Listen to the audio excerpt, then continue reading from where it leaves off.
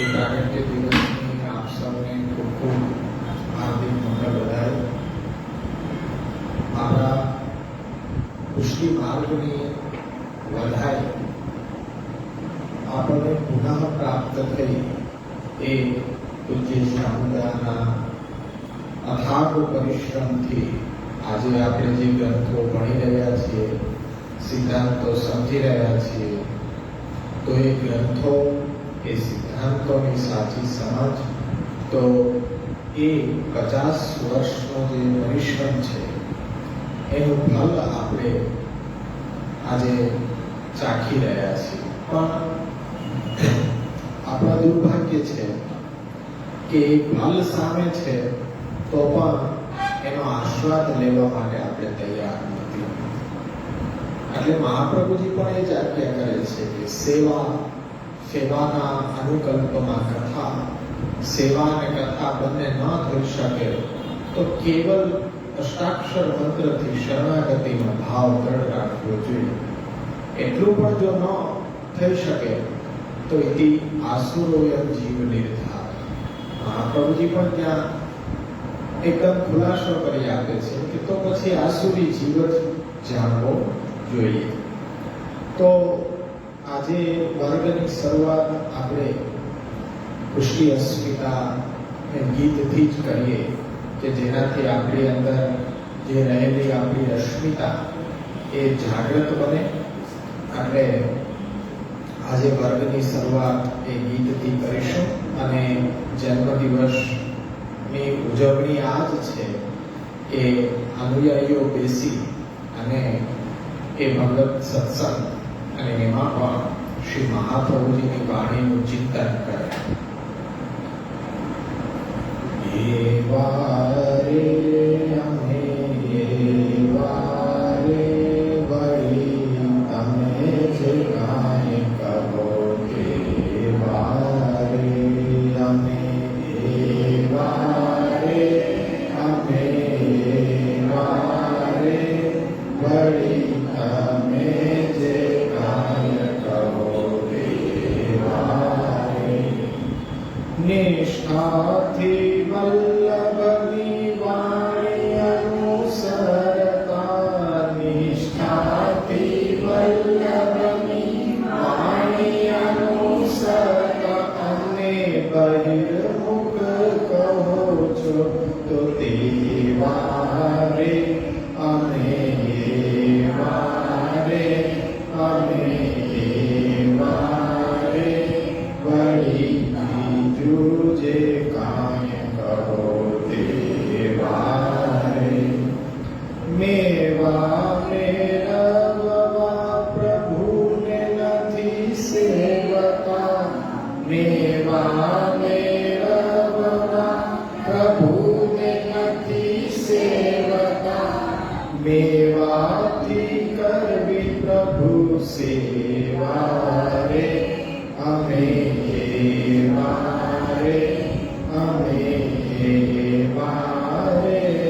વળી બીજું જે કાંઈ કહો તે વારે.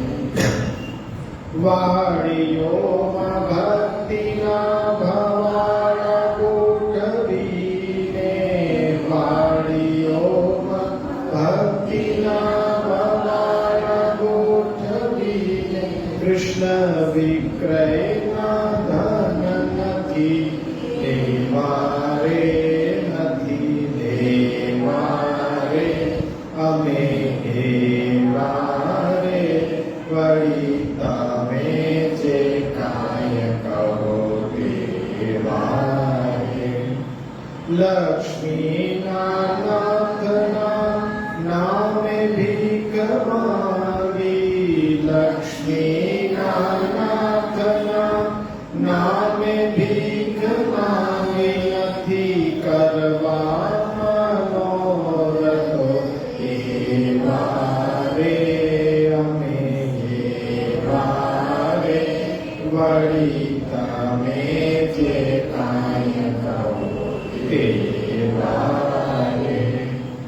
દેવનું છે દ્રવ્ય તે પ્રસાદ નથી લેતા, દેવનો છે દ્રવ્ય તે પ્રસાદ નથી લેતા, જેવો લેતા હોય તે વૈષ્ણવો કેવા રે, તેઓ કેવા રે, અમે એવા રે, વળી તમે જે કાંઈ કહો તેવા રે. ભાગવતથી ભંડોળ ભેગું કરવા, ભાગવતથી ભંડોળ ભેગું કરવા, વડીલો તો નથી ધુંધુકારી જેવા રે, તેઓ કેવા રે, તમે કેવા રે, વળી તમે જે કાંઈ કહો તેવા રે. નાણાકીય ભાવ બાંધ્યા સેવા સામગ્રીના, નાણાકીય ભાવ બાંધ્યા સેવા સામગ્રીના, પુષ્ટિ પ્રભુને નથી ત્યાં લેવા દેવા રે, લેવા દેવા રે, અમે કેવા રે, વળી તમે જે કાંઈ કહો તેવા રે. ગૂઢ રસ ભાવ રૂપ ઘરમાં જ સેવ્ય પ્રભુ, ગૂઢ રસ ભાવ રૂપ ઘરમાં જ સેવ્ય પ્રભુ, નથી જાહેર કરવા જેવા રે, તે તો એવા રે, તે તો એવા રે, વળી તમે જે કાંઈ કહો તેવા રે. પોતાના તનથી ને પોતાના ધનથી, પોતાના તનથી ને પોતાના ધનથી, ઘરમાં કરવી છે કૃષ્ણ સેવા રે, કૃષ્ણ સેવા રે, અમે એવા રે, વળી તમે જે કાંઈ કહો તેવા રે. વલ્લભની વાણી પુષ્ટિ જીવો કેવા વિસરે, વલ્લભની વાણી પુષ્ટિ જીવો કેવા વિસરે, અમને પડ્યા નથી એવા કાંઈ એવા રે, જેવા તેવા રે, અમે એવા રે, વળી તમે જે કાંઈ કહો તેવા રે. અમે એવા રે, અમે એવા રે, અમે એવા રે, અમે એવા રે, અમે એવા રે, અમે એવા રે, વળી તમે જે કાંઈ કહો તેવા રે.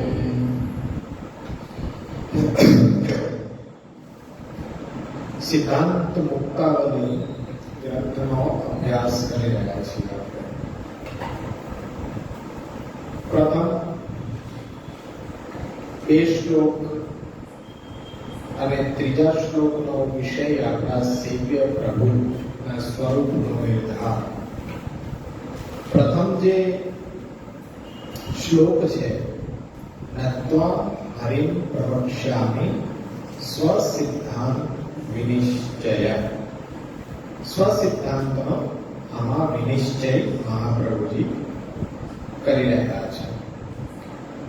આપણે ત્યારે જોયું હતું કે જ્યાં પણ સિદ્ધાંતો શાસ્ત્રોની અંદર છૂટાછવાયા પડેલા છે, ત્યાંથી આપે એને એકત્રિત કર્યા છે અને એવી રીતના જોડ્યા છે કે મહાપ્રભુજીના વાક્ય તો દરેક પુષ્ટિ ભક્તિ માર્ગે અનુયાયીઓ માટે પ્રમાણ હોય. સાધન દીપિકામાં સ્વયં આપણા જ્યેષ્ઠ આત્મજ ગોપીનાથજી આજ્ઞા કરે છે કે વેદ અને શાસ્ત્રોના પ્રમાણ પણ અમારા માટે ગૌણ છે. એનાથી પણ સર્વોપરી પ્રમાણ એ શ્રી મહાપ્રભુજીના વચનો છે. છતાં પણ મહાપ્રભુજીએ કોઈ સંશય સિદ્ધાંતમાં રહી ન જાય એ રીતના એ પ્રસ્થાન ચતુષ્ટય ઉપર આપના દરેક સિદ્ધાંતને આપે પ્રમાણિત કરીને એનો જે વિનિશ્ચય કર્યો છે, તો અહીંયા આપણને એ સ્વકર્તવ્યનો બોધ આપવા માટે સ્વસિદ્ધાંતનો વિનિશ્ચય છે. ત્યાર પછી એની જ બીજી કારિકામાં આપણો સિદ્ધાંત આવી રહ્યો છે. શું સિદ્ધાંત છે? કૃષ્ણ સેવા સદા કાર્યા માનસી સા પરામતા. અહીંયા માનસી સા પરામતા એ ફલ છે, આપણા માટે ભલાવસ્થા છે. ચેતસ્ત પ્રવણમ સેવા, તો એ સેવાનું સ્વરૂપ શું હોઈ શકે? તો કે ચિત્ત પ્રભુમાં એકતા થાય એનું નામ સેવા.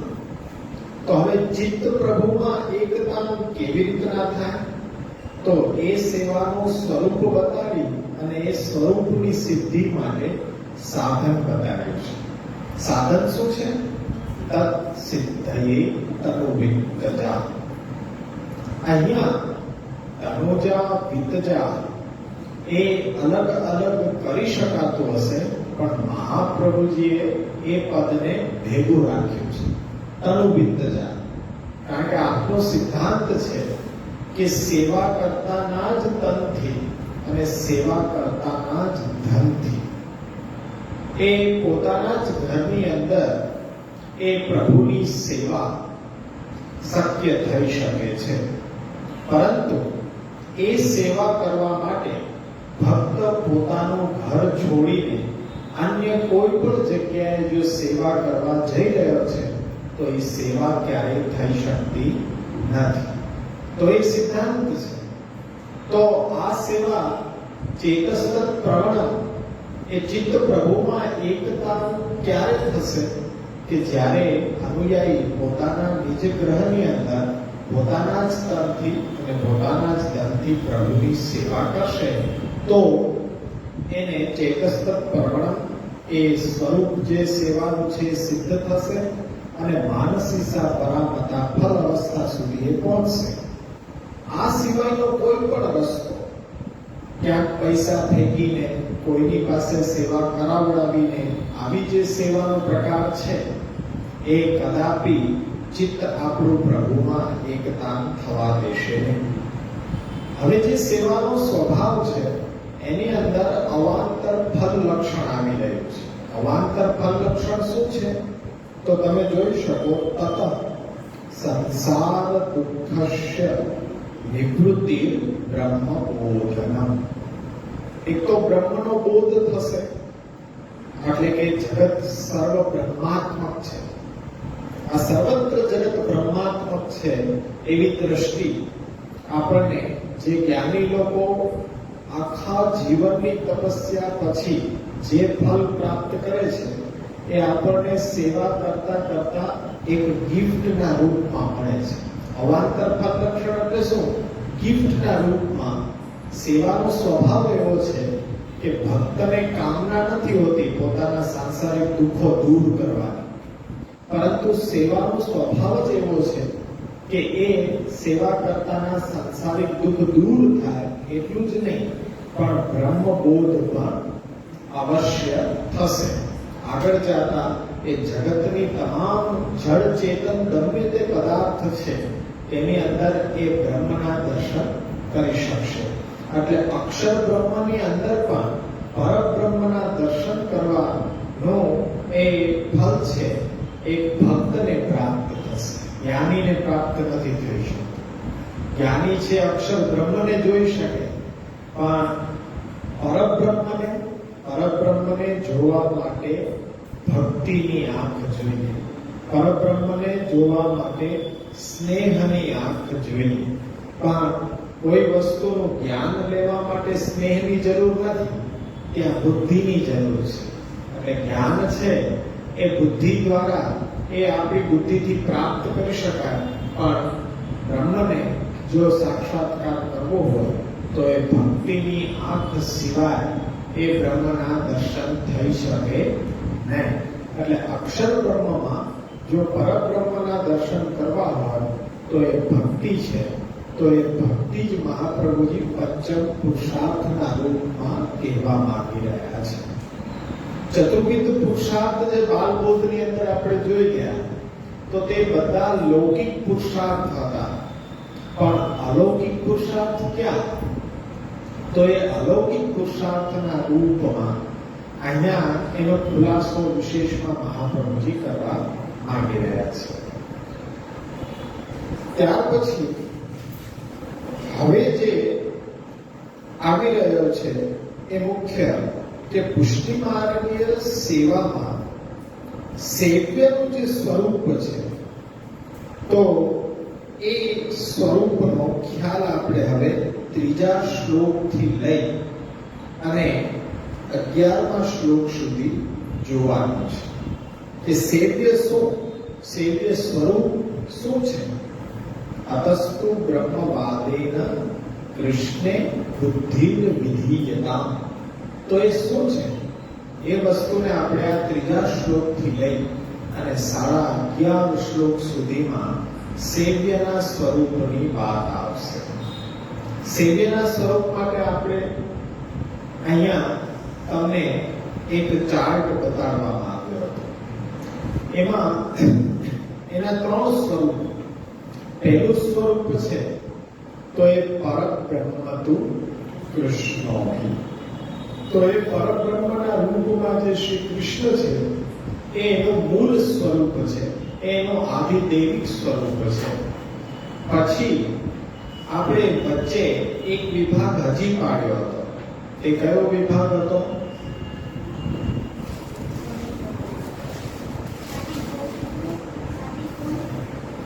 આદિ ભૌતિક, આધ્યાત્મિક રૂપમાં સેવ્યના 3 વિભાગ પાડ્યા હતા. પેલા પરબ્રહ્મ કૃષ્ણ છે.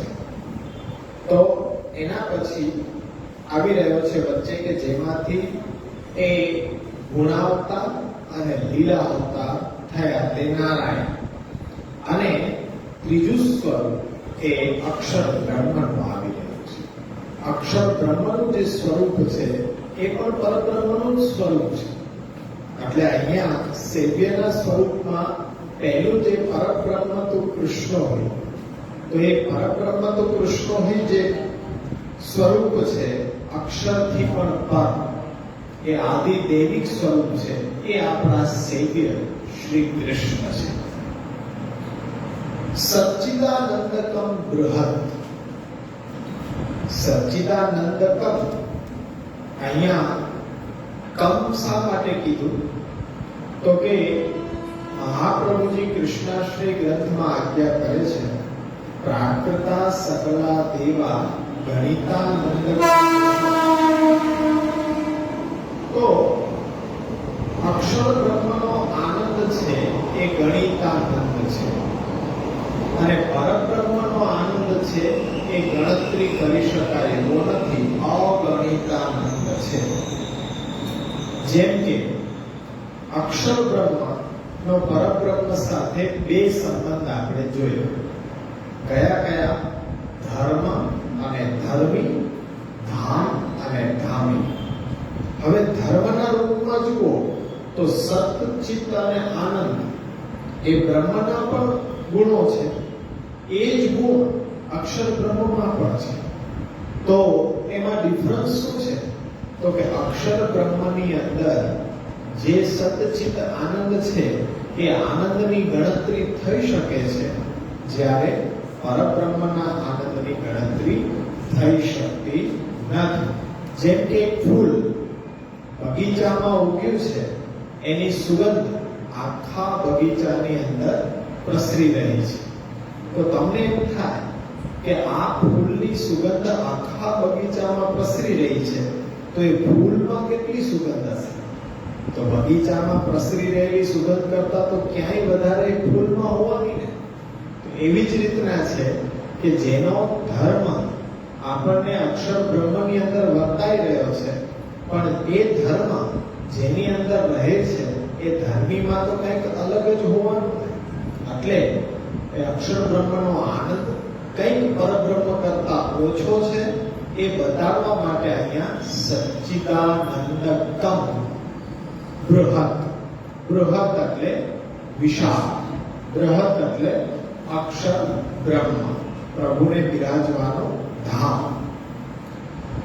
હવે એ અક્ષર કેટલા પ્રકારનો છે? તો કે અક્ષર બે પ્રકારનો છે. કેવી રીતના? તો આ અંદર જ બતાડવામાં આવ્યું, દ્વિરૂપમ તદ્ધિ. બે રૂપ એના થયા. તો એમાં પહેલું રૂપ કયું છે? તો કે પહેલું રૂપ છે સર્વમ સ્યા.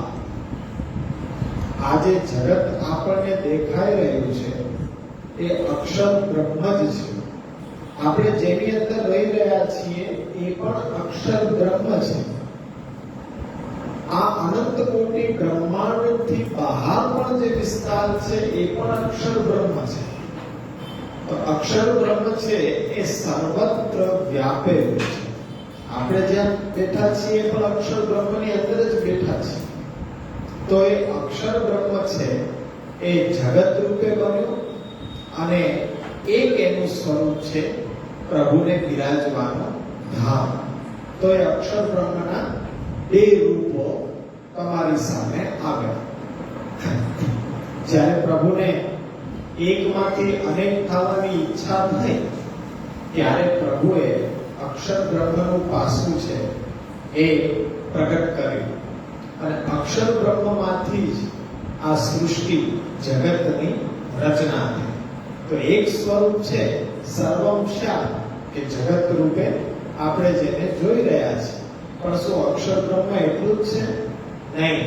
જગતથી કંઈક વિલક્ષણ પણ એક એનું સ્વરૂપ છે. જ્ઞાની લોકો જેની ઉપાસના કરી રહ્યા છે તે. અને જ્ઞાની લોકોમાં એ છે કે એ અક્ષર બ્રહ્મ જે જગતથી વિલક્ષણ છે એ જ પૂર્ણ પુરુષોત્તમ છે. એટલે જ એને નિરાકાર કહે છે, નિર્વિશેષ કહે છે. એને જોઈ નથી શકાતો, એને કોઈ રીતે વર્ણન નથી કરી શકાતો, પણ હકીકતે એ અક્ષર બ્રહ્મનું જ સ્વરૂપ છે કે જે પ્રભુના ધામ રૂપે, પ્રભુના ધર્મ રૂપે અવસ્થિત થયેલું છે. એટલે અક્ષર બ્રહ્મના બે સ્વરૂપ થયા. દ્વિરૂપમ તદ્ધિ સર્વંશા એકમ તસ્માત વિલક્ષણ. સર્વંશા એની નીચે તમારે જગત લખી નાખવું જોઈએ અને એકમ તસ્માત વિલક્ષણ એટલે જગતથી એક સ્વરૂપ છે એ વિલક્ષણ છે.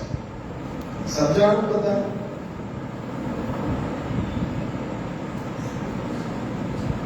અક્ષર બ્રહ્મના બે રૂપો બતાવવામાં આવ્યા. એક છે એ જગત રૂપે અવસ્થિત થયેલું છે અને બીજું જગતથી વિલક્ષણ કે જેને પ્રભુને બિરાજવાનું ધામ કહેવાય અને પ્રભુનો ધર્મ પણ કહેવાય છે. અક્ષર બ્રહ્મ સાથે પરબ્રહ્મના બે સંબંધ છે, ધામ અને ધામી, ધર્મ અને ધર્મી. તમારો પ્રશ્ન હતો કે અક્ષર બ્રહ્મનો પરબ્રહ્મ સાથેનો સંબંધ શું? તો કે સચ્ચિદાનંદકમ, સતચિત અને આનંદ ગુણ જે પરબ્રહ્મમાં છે એ જ અક્ષર બ્રહ્મમાં છે. પણ અક્ષર બ્રહ્મમાં એ આનંદ ગણી શકાય એટલો જ છે, જ્યારે પરબ્રહ્મમાં અગણિત આનંદ રહેલો છે. બીજો સંબંધ જોઈએ તો પ્રભુને બિરાજવાનું ધામ એ અક્ષર બ્રહ્મ અને પ્રભુ એની અંદર બિરાજે છે તો પ્રભુ ધામી કહેવાય. તો ધામ અને ધામી, ધર્મ અને ધર્મી. ધર્મ ક્યાં આવે? તો કે ધર્મીની અંદર રહે છે. આમાં કોઈનો પ્રશ્ન? સમજાયું બધા?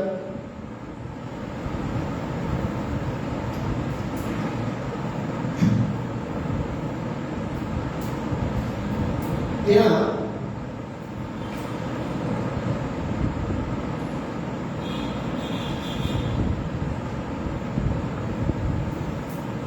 આપણને પ્રશ્ન થાય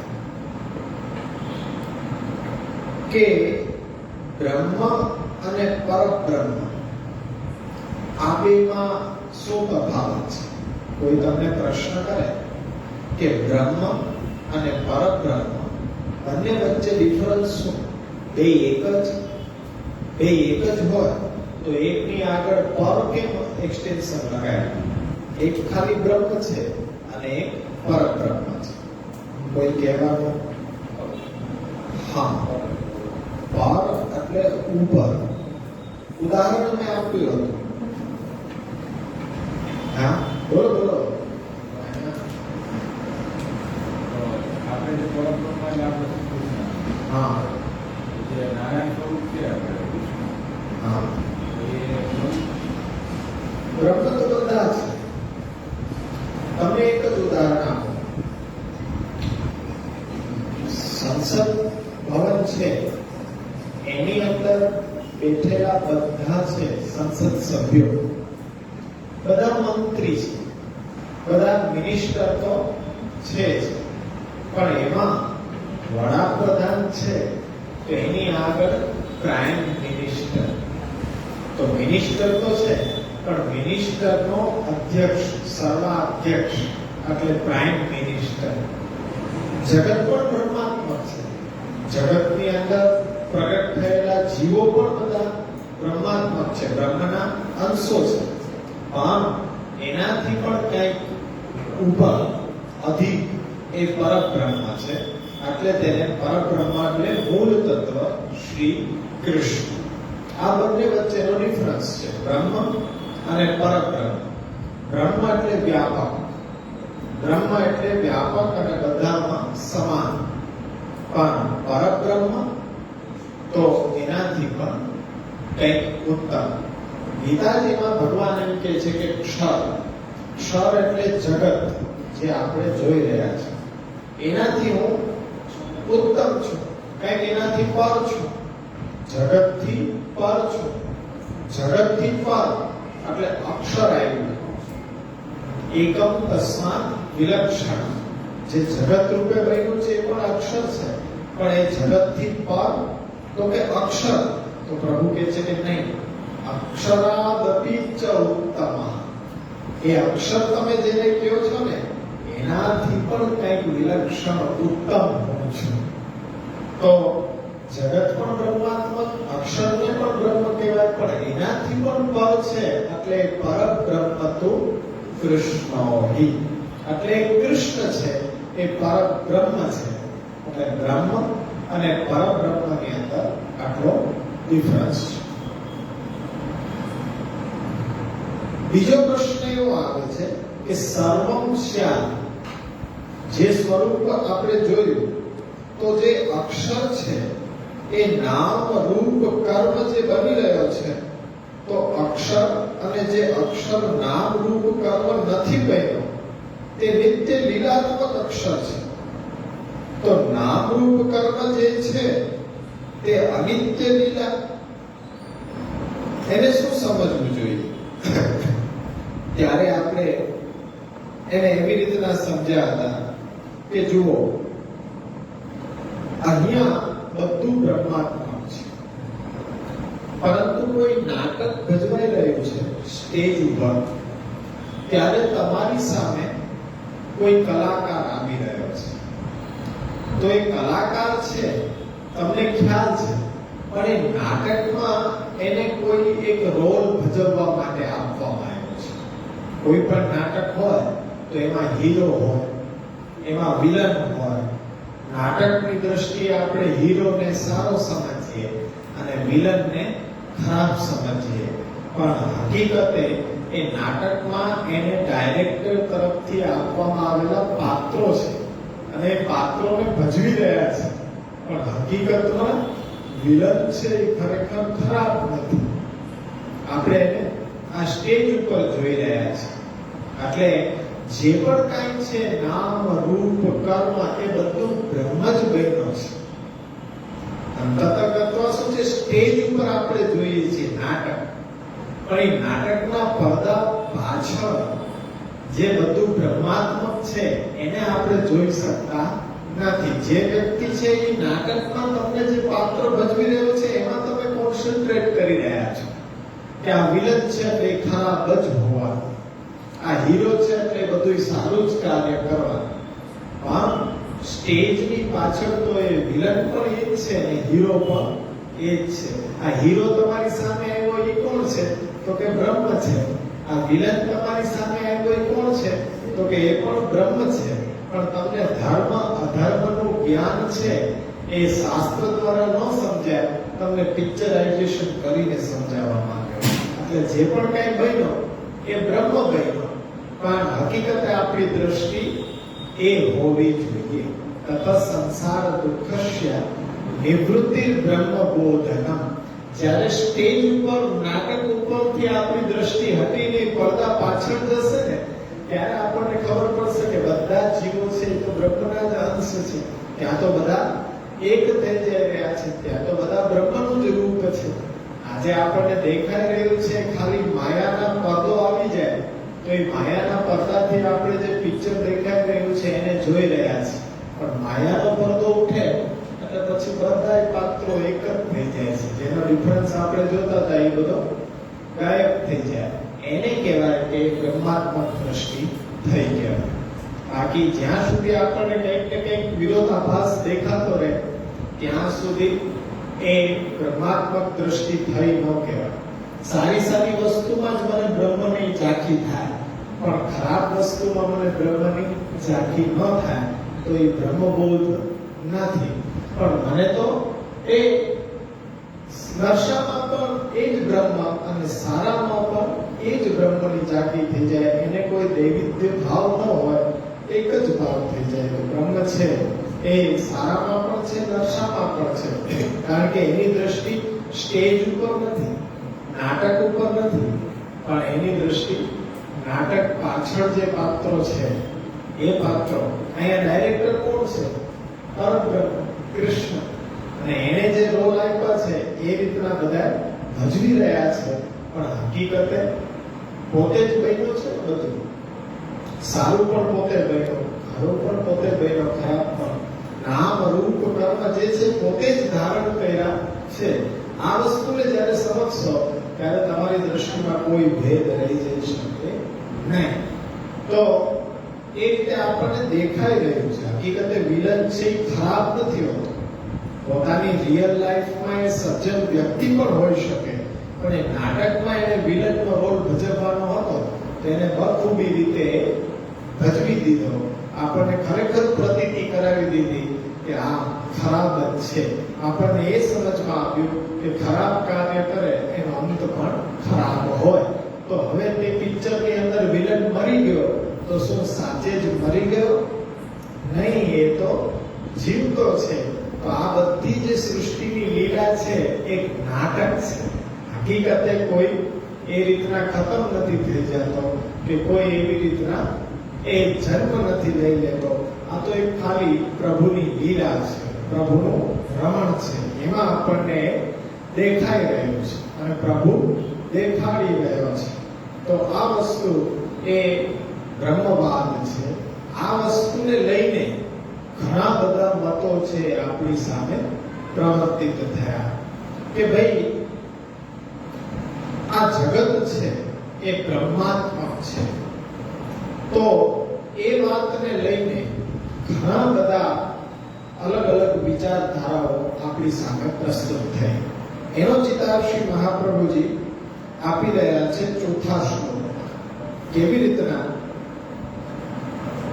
કે સચ્ચિદાનંદ બૃહદ છે ને કે ભાઈ અક્ષર બ્રહ્મનો પરબ્રહ્મની સાથે સંબંધ શું?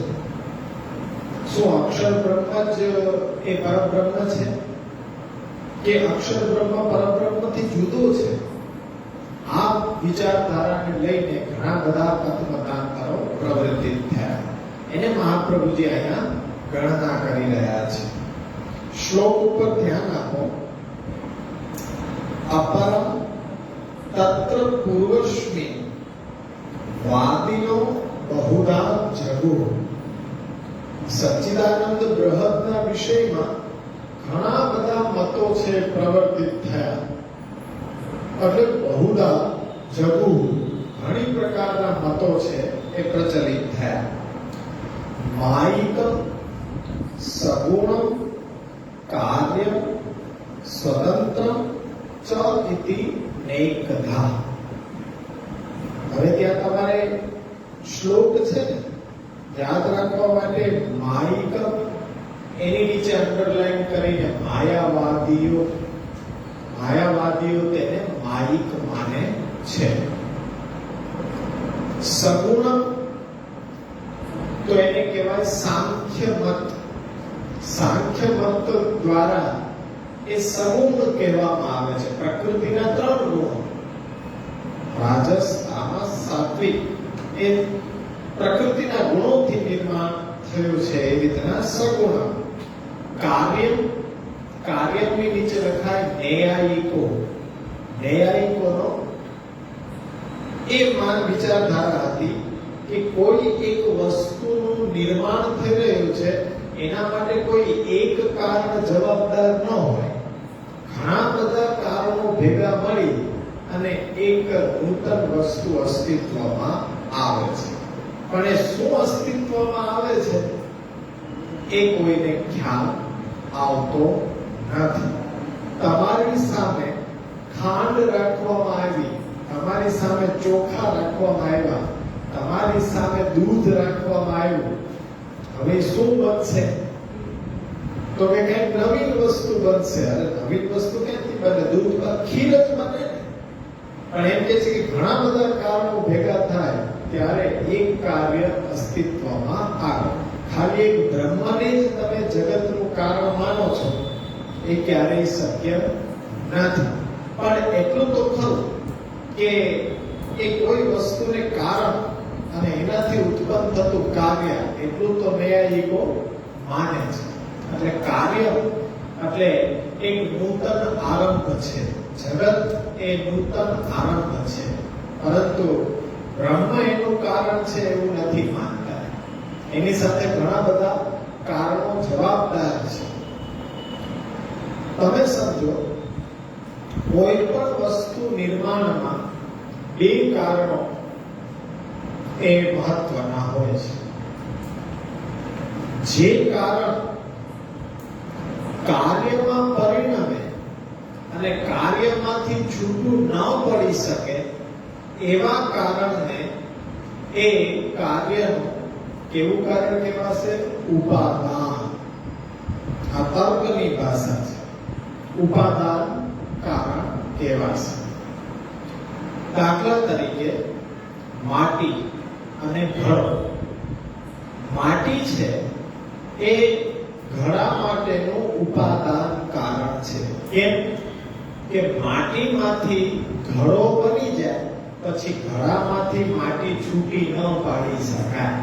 જે કારણ કાર્યમાં પરિણમી જાય પણ કાર્યથી છૂટું ન પડી શકે તેને એ વસ્તુનો ઉપાદાન કારણ કહેવાય.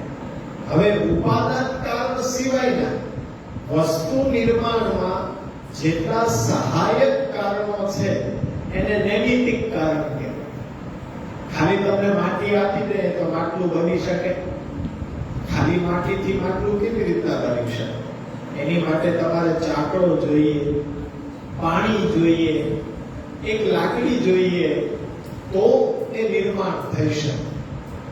એટલે જે જાગતિક વસ્તુઓ છે એમાં બધા કારણો, ઉપાદાન કારણ અને નૈમિતિક કારણો જુદા જુદા હોઈ શકે. પણ જગતના નિર્માણ માટે માટી પણ બ્રહ્મ બન્યો, ચાકડો, પાણી અને દંડો પણ બ્રહ્મ બન્યો. એટલે બ્રહ્મને જગતનો અભિન્ન નિમિત્તો ઉપાદાન કારણ કહેવામાં આવે છે. આ તર્કની ભાષા છે. એ તો ખાલી મેં સમજાવ્યું કે આ ન્યાયિકો કાર્ય શા માટે કહે છે જગતને. આટલું. સ્વતંત્ર જે જેવું છે અનાદિકાળથી તેવું જ ચાલ્યું આવે છે. પાણીનો પ્રવાહ વહે છે તો વહેવું એ પાણીનો સ્વભાવ છે, એટલે એ સતત વહેતું જાય છે. પણ આનું કોઈ કારણ કે કાર્ય એવું તો એક ખાલી તમે બૌદ્ધિક કલ્પના કરી દીધી. મીમાંસકો, જ્યાં તમે નીચે અંડરલાઈન કરીને એવું લખી શકો કે મીમાંસકો.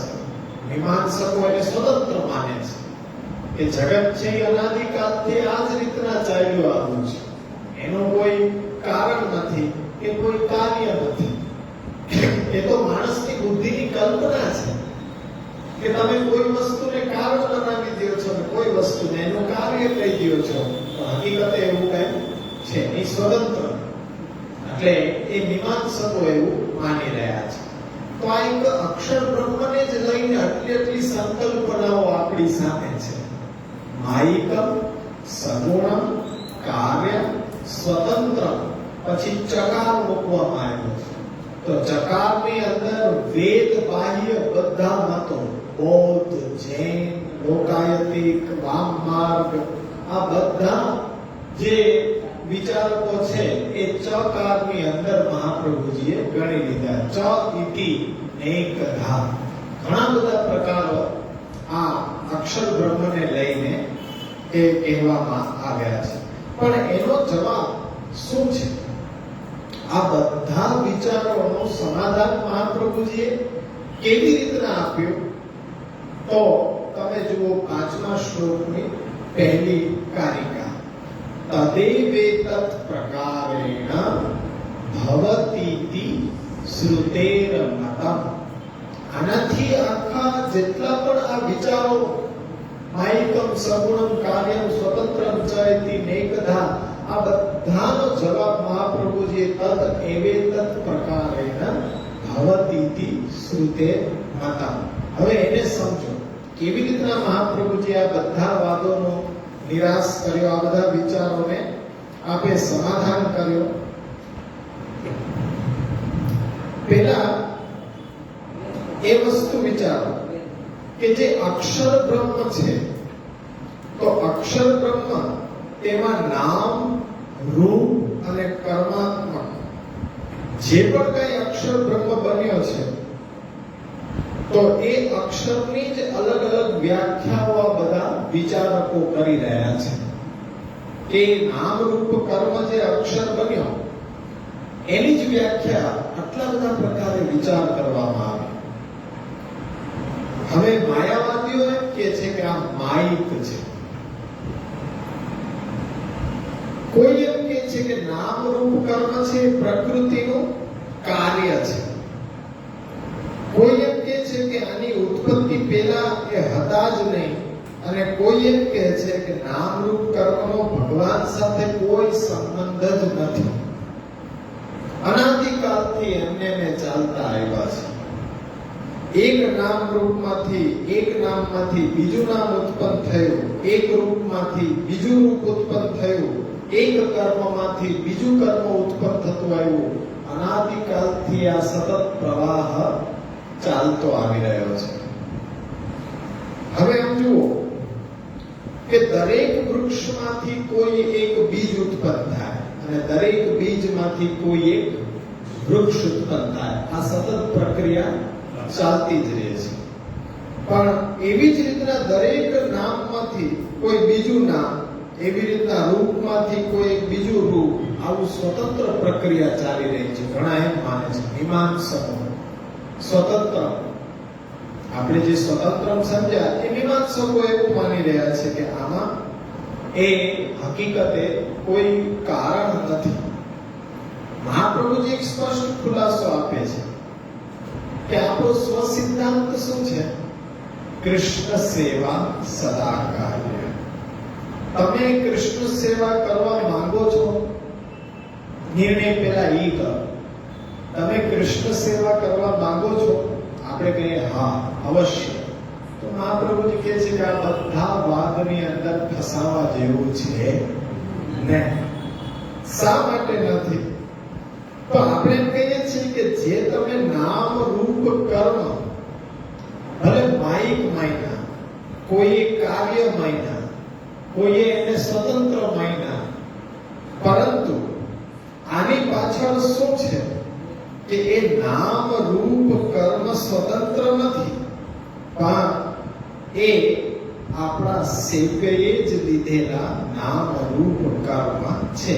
પછી તમે એને માયિક કહો કે સ્વતંત્ર કહો કે પછી કાર્ય કહો, એમાં આપણને જરાય વાંધો નથી, પણ એ પરબ્રહ્મ શ્રી કૃષ્ણ આપણું સેવ્ય સ્વરૂપ છે, એને જ લીધેલા આ નામ રૂપ કર્મ છે. હવે અહીંયા એક બીજી વાત છે કે ભાઈ તમારી સામે જે નામ આવી રહ્યું છે, રૂપ આવી રહ્યું છે, કર્મ આવી રહ્યું છે, હવે જે સામે જ આવી રહ્યો છે તો પછી સેવા કરવાની જરૂર શું છે? કૃષ્ણ સેવા સદા કાર્ય.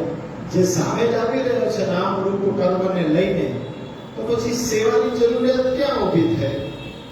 પણ સેવા દ્વારા આપણે એ નામ રૂપ કર્મને સેવ્ય બનાવી રહ્યા છીએ. હકીકતે આપણે કોઈને એ રીતના તો નથી જોતા. કોઈ આપણો મિત્ર છે, કોઈ આપણો શત્રુ છે, એ નામ રૂપને તો આપણે એવી રીતના જોઈ રહ્યા છીએ.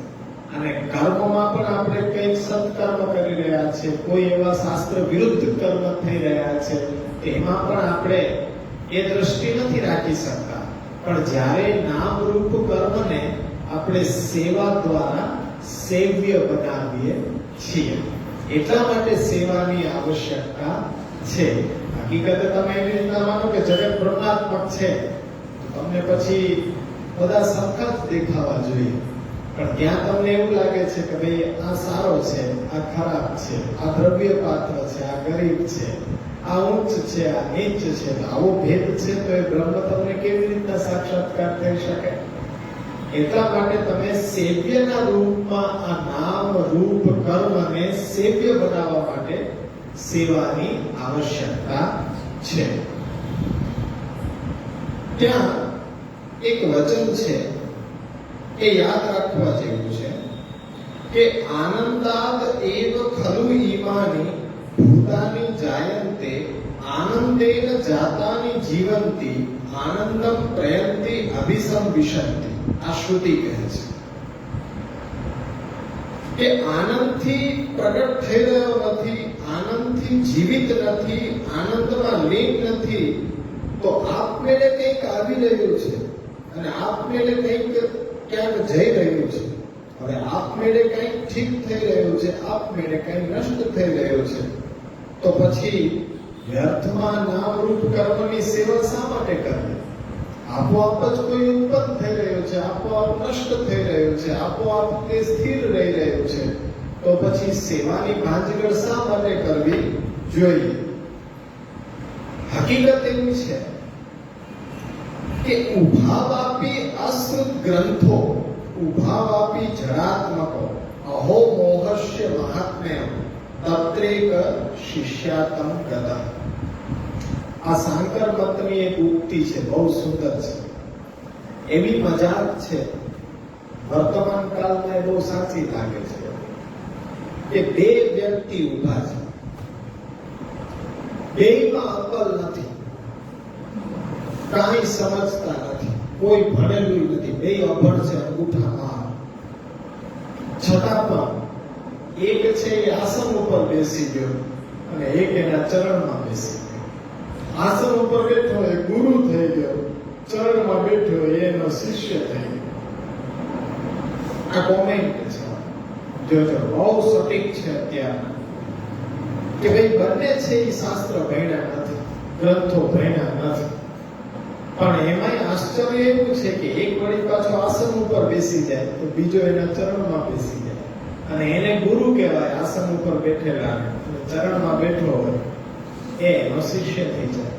પછી શું કથા આગળ ચાલે એ તો આપણને બધાને ખબર છે ને. અમારી ઘરે બિરાજતું ધર્મી સ્વરૂપ છે, તમારી ઘરે બિરાજતું ધર્મ સ્વરૂપ છે, તમે કહો કે હા એ ધર્મની સેવા કરશું, એ અન્યાશ્રય થાય ભણવું કોણ છે? નથી ઓલા ઉપર બેઠો એને ભણ્યો કે નથી તમે ભણ્યો, પછી તો જવા દો ને નૌકા કિનારે કિનારે, પછી તો આવું જ થવાનું. એટલે એ રીતની જે મજાક છે, કોમેન્ટ છે, એ આજે સાચી પડી રહી છે કે તમે એનો ઉપદેશ માની રહ્યા છો. બંને મૂર્ખ છે, બંને ભણેલા નથી, છતાં પણ એક ઉપદેશ આપે છે અને બીજો એને ગ્રહણ કરે છે. તો આ રીતના આજે સંપ્રદાય એ ચાલી રહ્યો છે. પણ આપણને પૂર્વાચાર્ય એમ કહી દીધું કે જો તમે જાગૃત નહીં હો તો ગુરુ સુષુપ્ત થઈ જશે ને તમે પણ સુષુપ્ત થઈ જશો તો સંપ્રદાયમાં પરિસ્થિતિ કેવી આવશે? અંધાનુગા અંધવત ઉભે વાપી પતેના. એક આંધળો બીજા આંધળાને રસ્તો પૂછે અને બે જઈને ખાડામાં પડે, એવી પરિસ્થિતિ સંપ્રદાયની અંદર સર્જાશે. દરેક વખતે આપણને જે માથું હલાવવાની ટેવ પડી ગઈ છે ને કે હા, ક્યારેક નામાં પણ ચાલવું જોઈએ, ક્યારેક સમજાવવા માટે વિનંતી પણ કરવી જોઈએ, ક્યારેક પ્રશ્ન પણ પૂછવા જોઈએ. તો દરેક આજ્ઞા શિરોધાર્ય કરતા રહ્યો તો પછી આદત પડી જાય, આદત બગડી પણ જાય. પણ માતા હોય પોતાના બાળકને શીખવાડે કે જ્યાં સુધી નાનો હોય ત્યાં સુધી એ કંઈક બગાડ કરી દે ગમે એ જગ્યાએ તો એ બાળપણમાં વયું જાય, પણ એક સમયે એને આદત પાડવામાં ન આવે તો મોટા થઈને પણ એ બગાડ કરતો જ રહેશે. ત્યારે આપણે એને સમજાવી શકીએ નહીં. એટલે એક યોગ્ય સમય હોય કે માતા છે એ સંસ્કાર આપે કે દરેક જગ્યાએ આપણે આ રીતના બગાડ કરવો જોઈએ નહીં. એ આપણા માટે ડિસિપ્લિન ન કહેવાય. આપણે આ જ રીતના ચાલવું જોઈએ. તો એ સંસ્કાર પાડે છે કે નહીં? પણ એ સંસ્કાર ન પડે તો પછી એ મોટા થઈને પણ આદત એને એ જ રહે, સુધરે નહીં.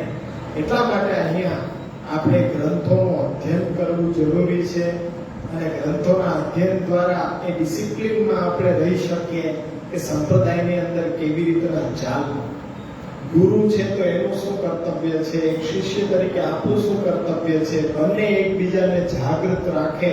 એટલા માટે એક જ પ્રયત્ન અત્યારના સમયમાં જરૂરી છે, અધ્યયન અધ્યાપન.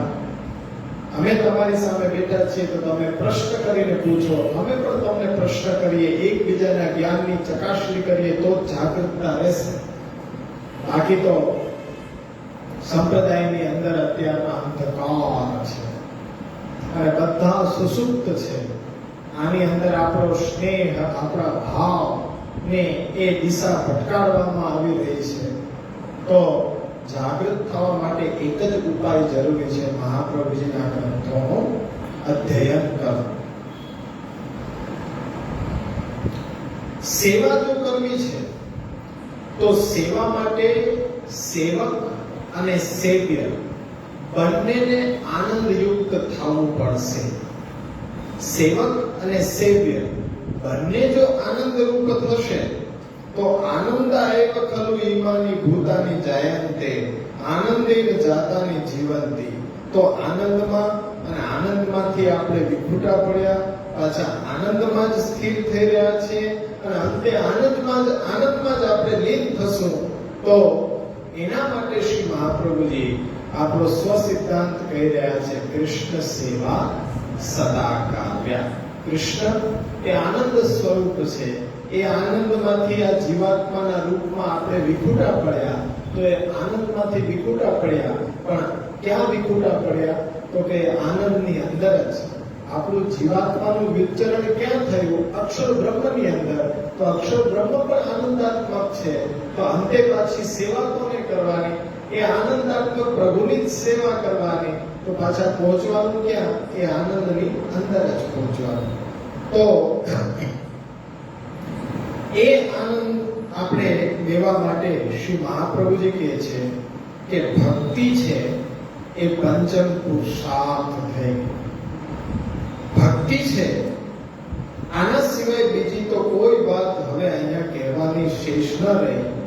આનંદની વાત તો હવે અહીંયા શરૂઆત થાય છે કે આનંદાત્મિકા સેવા નથી કરી રહ્યા, કર્માત્મિકા સેવા નથી કરી રહ્યા, કામાત્મિકા સેવા નથી કરી રહ્યા, દુઃખાત્મિકા સેવા નથી કરી રહ્યા. જો સેવામાં જો હાય હાય થાય, સેવામાં કઈ તમને કામના જાગી જાય, સેવામાં કઈ બોધરેશન આવી જાય, એ સેવા સેવા ન. સેવામાં તો આનંદ જ આનંદ હોવો જોઈએ. સેવા એ આનંદ માટે છે. સેવ્ય પણ આનંદ લે અને સેવક પણ આનંદ લે, એ પ્રકાર સેવાનો છે. પણ સેવાનો પ્રકાર કંઈક દુઃખાત્મિકા પ્રકાર લઈ લીધો હોય કે આપણે દુઃખી થઈએ, બીજા સભ્યો પણ દુઃખી થાય, તો એ સેવા સેવા નથી. સેવામાં બધાને આનંદ રહેવો જોઈએ. એ આનંદનો, એ કૃષ્ણનો એ આસ્વાદન લેવા માટે મહાપ્રભુજી આ સેવા પ્રકાર પ્રગટ કર્યો.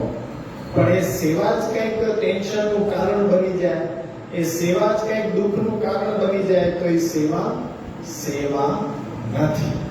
સેવામાં આનંદ સાથે કેટલું કર્યું એ મહત્વનું નથી, કેવી રીતે કર્યું એ બહુ મહત્વનું છે. કેટલું કર્યું એનો કોઈ મહત્વ નથી. ખાલી એક જલની લોટી ધરી, પણ ભક્તિના ભાવથી ધરી, અને તમારો ભાવ એવો છે કે મારો પ્રભુ જલની લોટી આરોગે તો હું છે એ 32 પ્રકારના ભોજન ન કરી શકું, મારે પણ પ્રસાદ રૂપમાં જલ જ દેવું જોઈએ, એવું જે કમિટમેન્ટ છે, આનંદ રૂપ છે.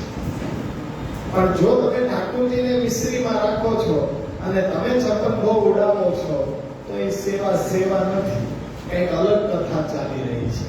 પણ સેવા તો એ છે કે મારો સ્વામી જે રીતના નિર્વાહ કરી રહ્યો છે એના ઉચ્છિષ્ટમાં એક સેવક તરીકે દાસનો ધર્મ છે, મારે નિર્વાહ કરવો જોઈએ.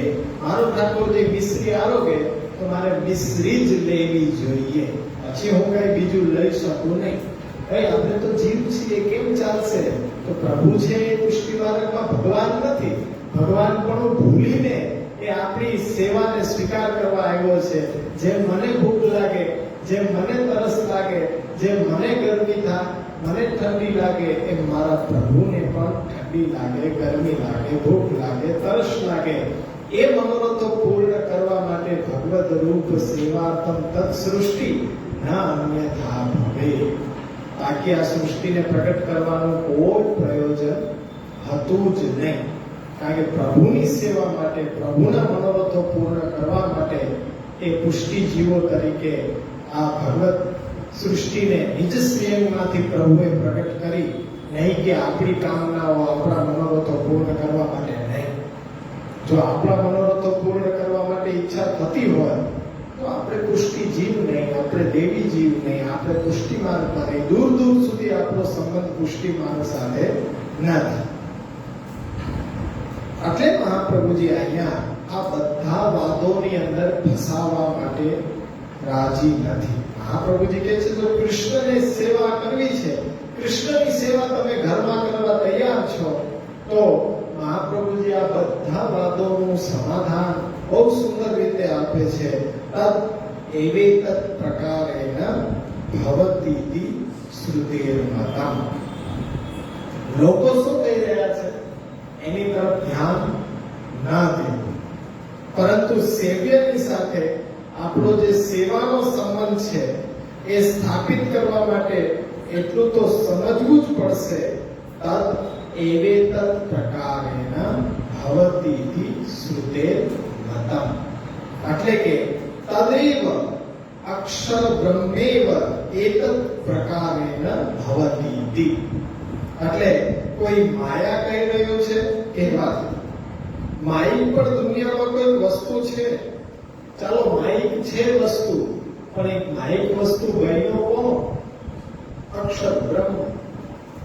હવે કોઈ કહે છે કે પ્રકૃતિ છે, મહાપ્રભુજી કહે છે કે માન્યું પ્રકૃતિ છે, પણ એ પ્રકૃતિ ક્યાંથી પ્રગટ તો થઈ? એ પ્રકૃતિને પ્રગટ કરનાર કોણ? અક્ષર બ્રહ્મ. તો જે પણ કોઈ કહી રહ્યા છે એની અંદર નામ, રૂપ, કર્મ પ્રગટ થઈ રહ્યા છે અને નષ્ટ પણ થઈ રહ્યા છે. અને પ્રગટ થવા વાળી ને નષ્ટ થવા વાળી કોઈ વસ્તુ હોય તો એ બધી વસ્તુ બન્યો છે કોણ?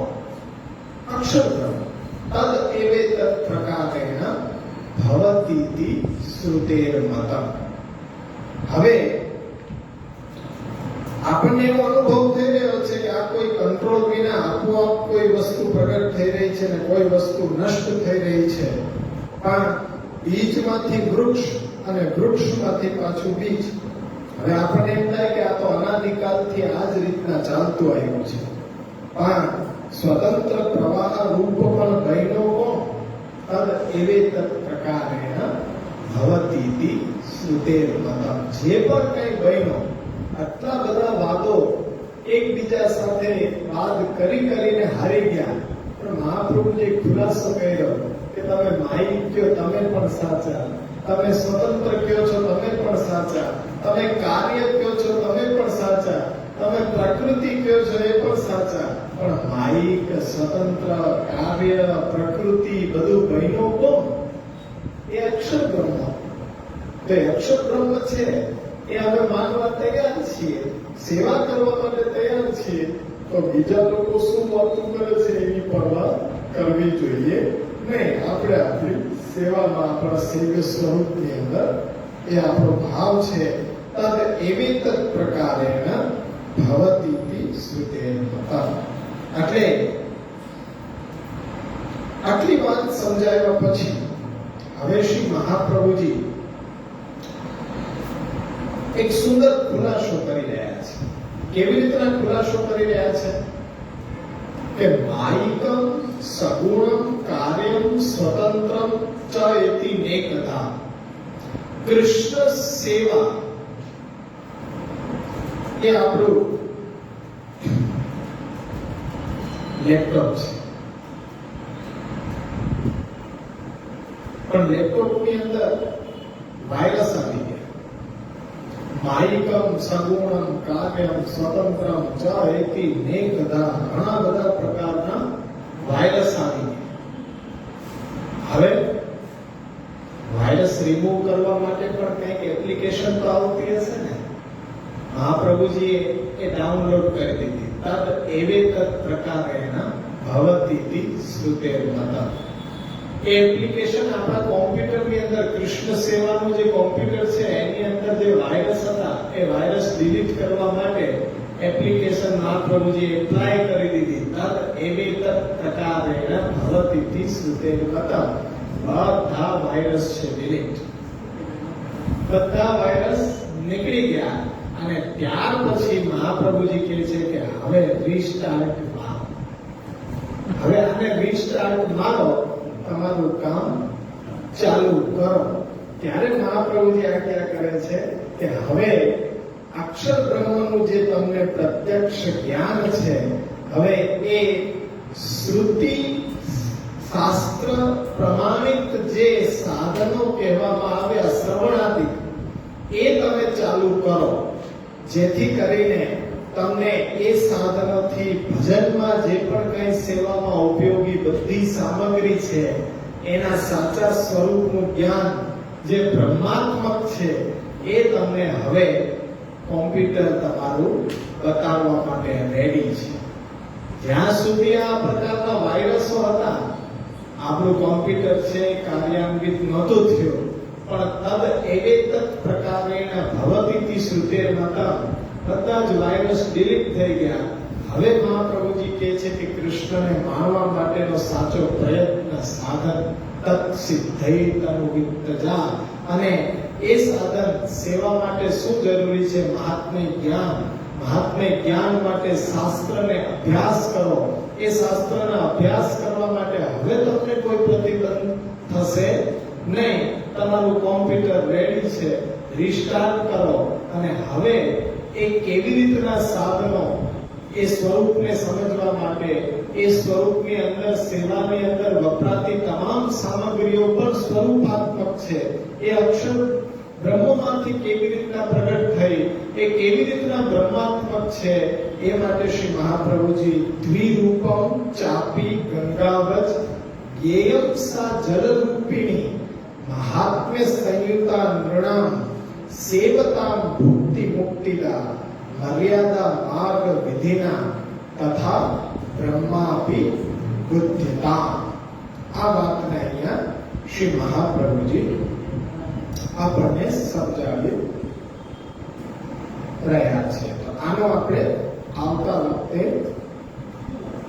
ખુલાસો કરશું. અત્યારે આપણે કોમ્પ્યુટર રિસ્ટાર્ટ કરી લીધું છે, એમાંથી વાયરસ ડિલીટ થઈ ગયા છે. હવે શું કરવું? તમારે જે પ્રોગ્રામ ફાઇલ જોવી હોય ઓપન કરો. કૃષ્ણ સેવા સદા કાર્ય. હવે એના સેવ્યના સ્વરૂપને સમજવા માટે સાચું સાધન કે તમને એનું મહાત્મ્ય જ્ઞાન પૂર્વક સુદ્રઢ સર્વતોધિક સ્નેહ, એના માટે જે જ્ઞાનની આવશ્યકતા છે એ જ્ઞાન તમે શ્રુતિ સહમત, શાસ્ત્ર સહમત જે સાધનો છે, એ શ્રવણાદિક નવદા ભક્તિનો પ્રકાર છે, એ તમે આરંભ કરો. હવે તમને વાયરસ છે તમારી ગતિને અવરોધી શકશે નહીં. તો અહીંયા સુધીમાં કોઈને પ્રશ્ન છે?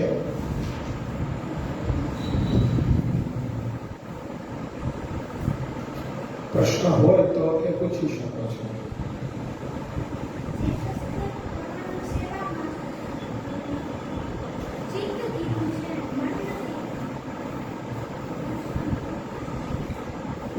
ચૈતસ્ક પ્રમાણમાં ચિત્ત કીધું, મન કેમ ન કીધું? પ્રશ્ન એવો છે. તો એનો જવાબ કોણ આપશે? ચૈતસ્ક પ્રમાણ સેવા. ચિત્ત એટલે એકાગ્રતા,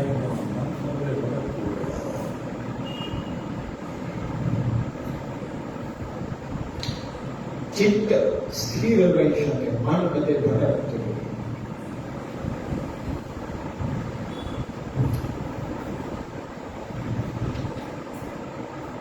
મને કેમ આવી જાય, તમને કેમ ન આવે? હું ભણો, તમે બધાએ ભણો, તો જવાબ કેમ ના આપી શકો? ચાલો આમાં કોઈ હજી કહેશે? હજી હું એક શબ્દ લખીશ, બધા કહેશે. ક્લિક થવું જોઈએ એટલા ટાઈમ ઉપર. પ્રશ્ન આવે ને, હું બસ ખાલી એક લખીશ ને એટલે જવાબ એ સમજી જશે.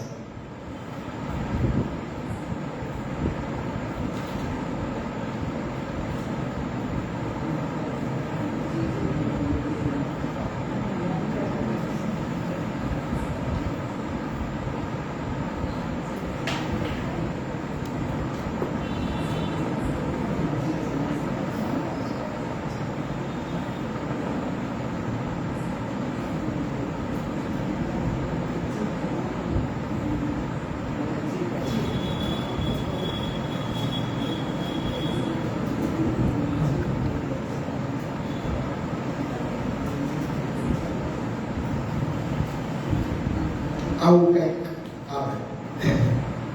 આ ચારેય ભેગા થઈને અંતઃકરણ બને. અંતઃકરણ પેલા મન છે એ વિષયની અંદર પ્રવૃત્ત થાય. એ કઈ નિશ્ચિત ન કરી શકે કે મારા માટે આ સારું છે કે ખરાબ. તો હવે એ મન છે ઓર્ડર બુદ્ધિને કરે, બુદ્ધિ એનું પૃથક્કરણ કરે. સારું છે તો મનને એમ કે હા આ તારા માટે હિતકર છે, પણ એ ના પાડે એટલે એ મન છે એ પાછું ખેંચાઈ જાય. પરંતુ આ બંને એક થાય કે ભાઈ કામ સારું છે ત્યારે આ જાગૃત થાય. અહંકાર કદાચ ન કરવા દે. વૈષ્ણવોએ પ્રસાદ લીધો છે, એમની જૂઠળની પાતર ઉઠાવવી એ ખરેખર બહુ સૌભાગ્યનું કામ છે. અમારે ઉઠાવવી જ જોઈએ, પણ રોકાઈ જાય.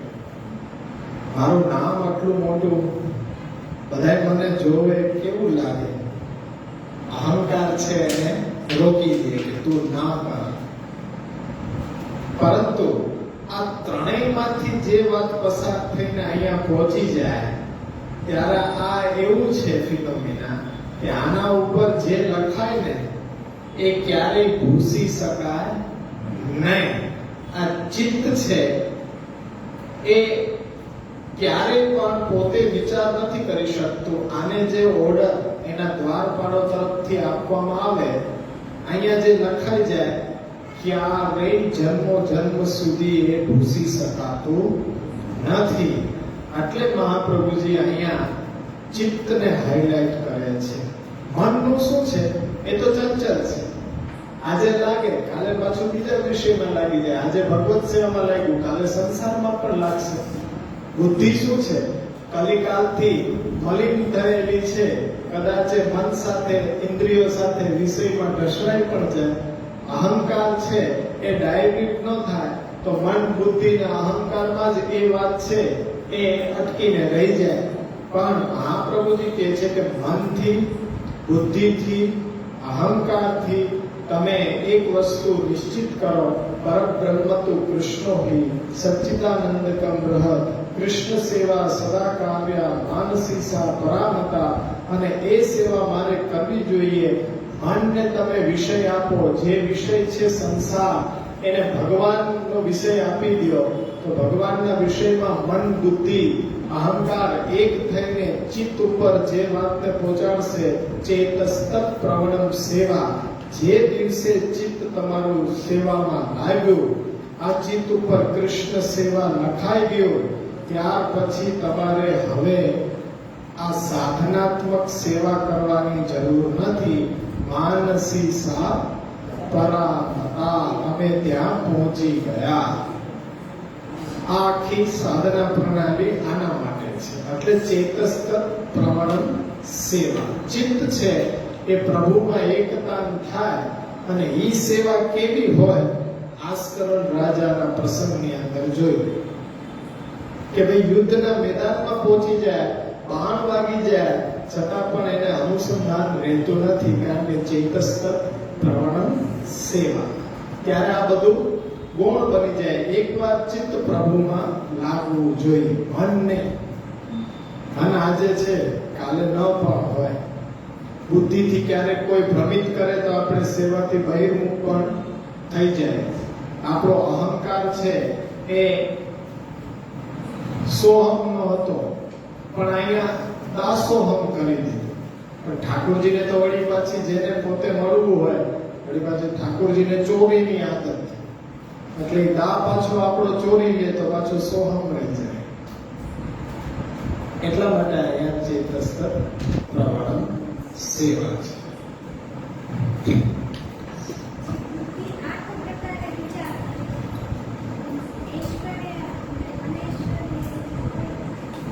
એટલે કયા કોન્ટેક્ટની અંદર બુદ્ધિની જે પ્રણાલિકા છે કાર્ય કરવાની,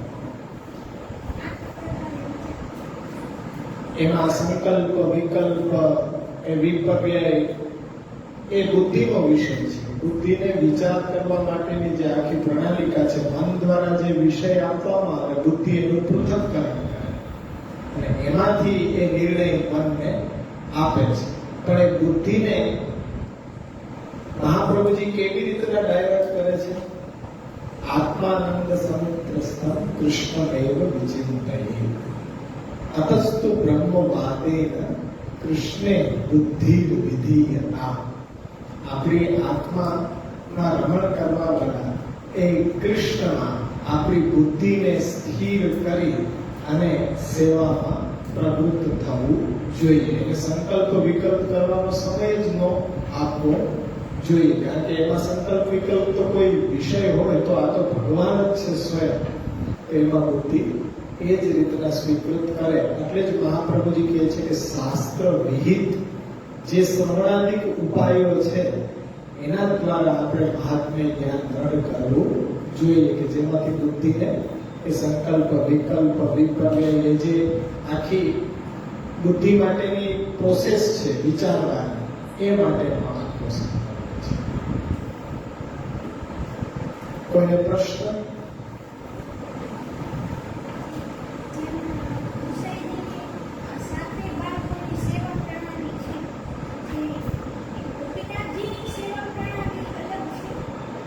એવું નથી. ગોપીનાથજી મહાપ્રભુજી આસુર વ્યામોહ વિના કરી પછી ગોપીનાથજીએ જ સંપ્રદાયની સેવા, સંપ્રદાયનો પ્રચાર પ્રસાર બધું જ કાર્ય ગોપીનાથજીએ સંભાળ્યું. ગોપીનાથજી સાધન દીપિકામાં જે પ્રકાર બતાવી રહ્યા છે, વખતે ઓછે પ્રમાણે સાથે સાથ બાળકોના ઘરમાં એ જ પ્રકાર ચાલી રહ્યો છે, પણ સમય અનુસંધાને થોડો ફેરફાર તેમાં પોતે સ્નેહની રીત છે ને, એટલે આજે તમે પણ કરી શકો કે તમને જે પણ કાંઈ મનોરથો સૂચ્યો કે આજના દિવસે મારે આ પ્રભુને મનોરથ કરવો છે, તો એ રીત બની ગઈ, તો એ તમે એડ કરી દીધું એની અંદર. ઠાકોરજીના સુખનો વિચાર હોય તો એમાં એડ કરવામાં કોઈ વાંધો નથી. એવી રીતના દરેક બાળકોએ પોતાની રીતે જે સેવામાં તત્સુખનો વિચાર કર્યો, એનાથી વધતે ઓછે પ્રમાણમાં એ સેવાની રીતમાં ફેરફાર થતો ગયો. દેશકાલ પરિસ્થિતિને અનુરૂપ પણ અમુક પ્રકાર છે લુપ્ત થયા અને અમુક પ્રકાર એમાં એડ થયા. એટલે એવી રીતે પર્ટિક્યુલર કોઈ એવી એક રીત નથી. દરેક ઘરની અંદર યથા દેહ તથા દેવ એ પ્રકારે એ થતો હોય. પણ એમાં કોઈ ભેદ છે ગોપીનાથજીની રીતની અંદર કે ગોપીનાથજીની રીત ગુસાઈજીએ સ્વીકૃત નથી રાખી, એ ખાલી આપણા બધાના બુદ્ધિની ઉપર છે. બુદ્ધિ ઘણું બધું કહી શકે, પણ હકીકતે તેમાં આપણે શાસ્ત્રની દ્રષ્ટિએ વિચાર કરવો જોઈએ. ત્યારે કારણ કે પહેલાની ટીકા આપણે શા માટે ભણીએ ત્યારે કે વિચાર કરતા, મહાપ્રભુજીની વાણી ઉપર વિચાર કરતા, અને એ વિચાર કેવા પ્રમાણિક હતા. પ્રમાણિક વિચાર એટલે શું કે એક ભણેલો ગણેલો વ્યક્તિ વિચાર કરે ને એક અભણ વિચાર કરે, એમાં જેટલો ડિફરન્સ હોય એટલો આપણામાં ને આચાર્ય પરંપરામાં છે. આપણે કઈ શાસ્ત્રો ભણ્યા નથી અને વિચાર કરવા બેસી જાય એ શાસ્ત્રીય પ્રશ્નો ઉપર, તો એ ઓથેન્ટિક ન કહેવાય. પણ જેણે વેદ ધર્મશાસ્ત્રો બધા અભ્યાસ કર્યા છે એ વિચાર કરે તો ઓથેન્ટિક કહેવાય. કંઈક એમાંથી આપણને સાર પડશે, કંઈક એમાંથી આપણને તત્વ પડશે. પણ જે કોઈ ભણેલો ગણેલો હોય નહીં, એ પ્રવચન કરવા બેસી જાય તો પછી એ જ વસ્તુ થઈ ને કે બે અભણ એક આસન ઉપર બેઠો ને એક એના ચંદ્રાબીનમાં બેઠો વાહ વાહ કરે. અરે ભાઈ કઈ એવું વાહ વાહ જેવું છે જ નહીં, આમાં સાર શું છે? કઈ નથી. એટલે ઓથેન્ટિક વિચાર આપણી આચાર્ય પરંપરામાં આચાર્યો કરેલા છે, એ આધારિત આપણે એને વિચાર કરવા જોઈએ.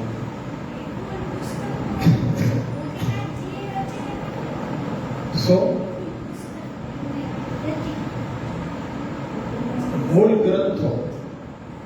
ગ્રંથો ગોપીનાથજી પાસે પણ બિરાજતા, પછી ગુસાઈજી પાસે બિરાજતા. ગુસાઈજીએ ક્યાંથી મેળવા? તો કે ગુસાઈજીએ કનૈયાશાલ ક્ષત્રિયના ઘરે પધારીને એક એક પ્રત મહાપ્રભુજી ત્યાં આપતા જતા હતા. તો એ વૈષ્ણવ પાસેથી દરેક ગ્રંથો મહાપ્રભુજી દ્વારા રચિત છે એ પ્રાપ્ત કર્યા, અને પછી ઉત્તરોત્તર બાળકો સાથે બાળકો એના ઘરથી આગળ વધ્યા. પછી એ ગ્રંથો રચાવવાની શરૂઆત થઈ, પછી વચ્ચે વચ્ચે લુપ્ત થતા ગયા. લુપ્ત થયા તો કઈ ને કઈ વૈષ્ણવમાંથી કે વલ્લભ વંશજોમાંથી મહાપ્રભુજી પ્રેરણા કરી તો એમણે પાછું પોતાનું જીવન આખું સમર્પિત કરી દીધું એ પુસ્તકોને સંગ્રહ કરવાનો, પછી એને પુનઃ પ્રકાશિત કરવાનો, અને પછી આપણા સુધી પહોંચ્યા. આપણા સુધી આ પુસ્તક પહોંચ્યું તો કેટલા બધા એ વિકટ સંજોગોમાંથી પસાર થઈ, અને એ પણ શ્રી મહાપ્રભુજીની કૃપા અને પૂજ્ય શ્યામુદાનો અથાગ પરિશ્રમ કે આપણને જરા પણ ફેરફાર વિના એ જ વાણી એ જ અર્થ સાથે આજે આપણા હાથમાં છે પુસ્તક.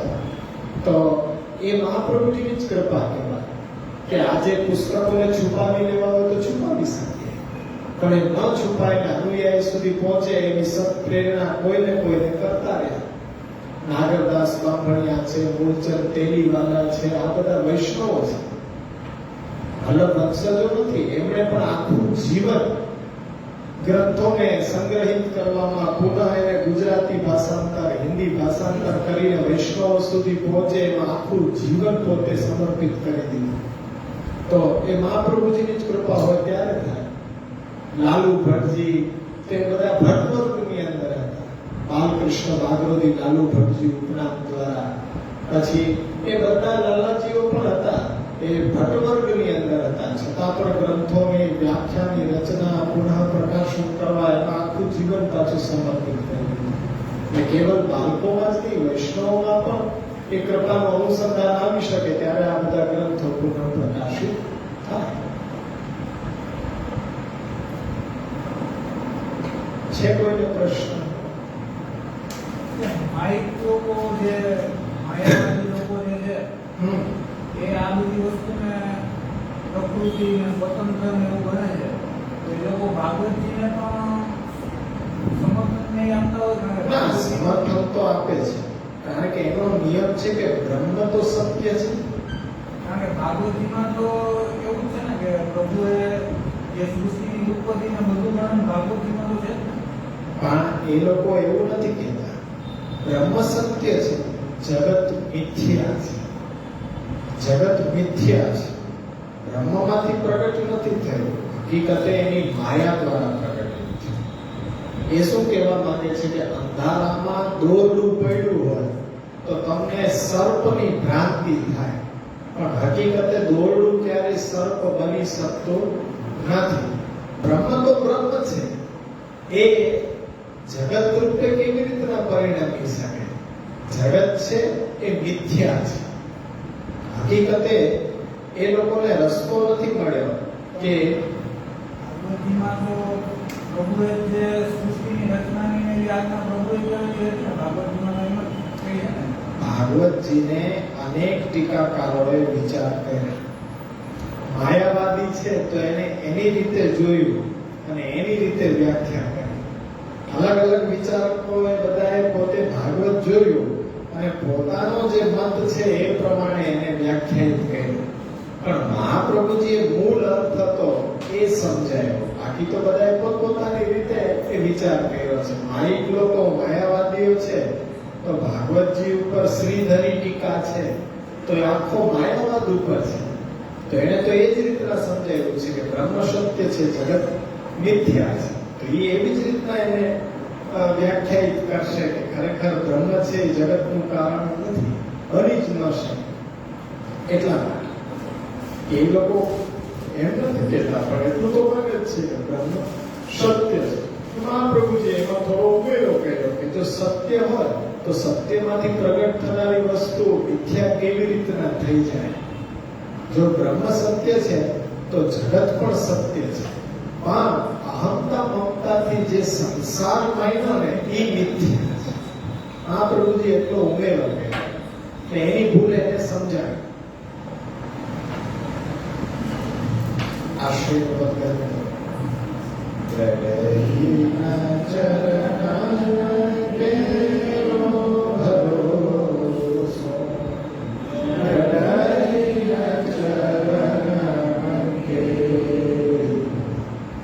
શ્રી વલ્લભ ચંદ્ર ચકાવિના સબરમાજ દેવો ભરોસો દ્રઢ ચરણ કે સાધન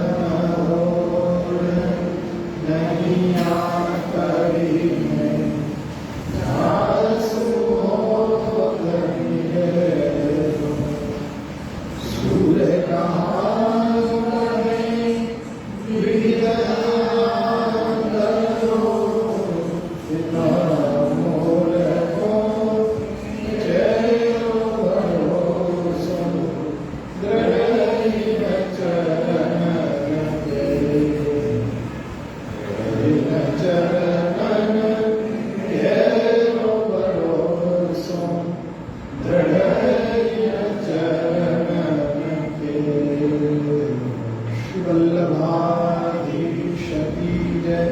श्री गोपीनाथ जी परम दयाल की जय, श्री गोस्वामी परम दयाल की